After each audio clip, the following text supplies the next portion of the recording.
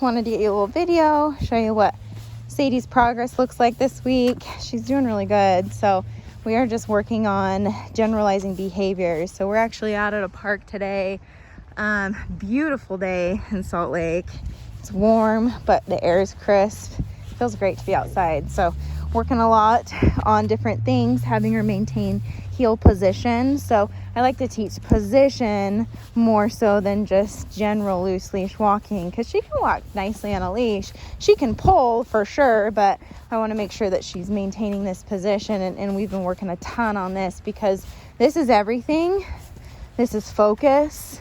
This is paying attention. So if she gets distracted, because there's another dog over there, I want to make sure, Sadie heel, that she's staying focused with me. And I do that quite often by creating a void. Sadie heel, good girl. You got a little nervous by that dog behind us, huh? I know, the going up behind you is hard. So how we work through that is maintaining heel by making sure that she stays in position, whether that's me pulling her back or me creating space, Sadie heel, and having her get into that position, because then she has to pay attention. There might be times that I turn left into her to slow her down, kind of change it up a little bit. Sadie heel, good girl. And then when I stop, quite often I give her a job to do. Sit, good girl, Sadie. She's quite nervous by these people back behind her. And so I want to make sure that I have good outcomes here. So a lot of people, when they have nervous dogs, what they'll try to do is like classically condition them, like have people come up and give treats, or like give treats in this scenario. And sometimes that can work, but sometimes it creates excitement, and then you mix that with fear, you're gonna get kind of more of a bite or anything like that. And so we don't want that. So we want to make sure that we're giving her mind jobs to do, so she's not just so frantic. So sometimes that's moving by healing with me. Sometimes that's, let me readjust my leash here. Sometimes that's putting her in a sit or a down, whatever, what have you. Sometimes there's times where motion is going to be easier for her, Sadie heel, and sometimes there's going to be times where putting her in a sit is easier. So we'll talk a lot about that when I take her back to you. Good job, Sadie. Good. Practicing some pace changing. So sometimes I walk faster, sometimes I slow it way down. Good. Sadie, sit. Good job. So I haven't used a ton of e-collar, a little bit on the heel just to maintain position. And so good distractions over there. Some good dogs.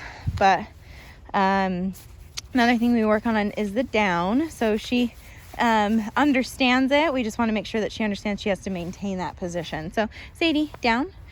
Good girl. Wonderful. That was very fast and she did it well.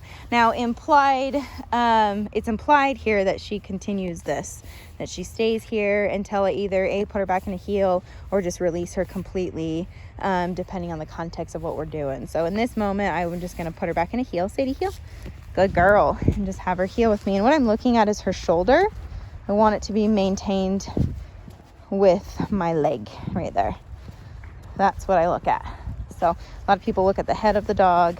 They look at the shoulder because that connects into her feet, which she is very aware of where her front feet go. So if she goes ahead of me and gets out of position, good girl, I change directions. If I need to slow her down and cut into her, I'm going to do so as well. So we'll work a lot on this when she comes home, but every day we want to get her out and generalize a lot of the stuff that she's learned. Sadie, down.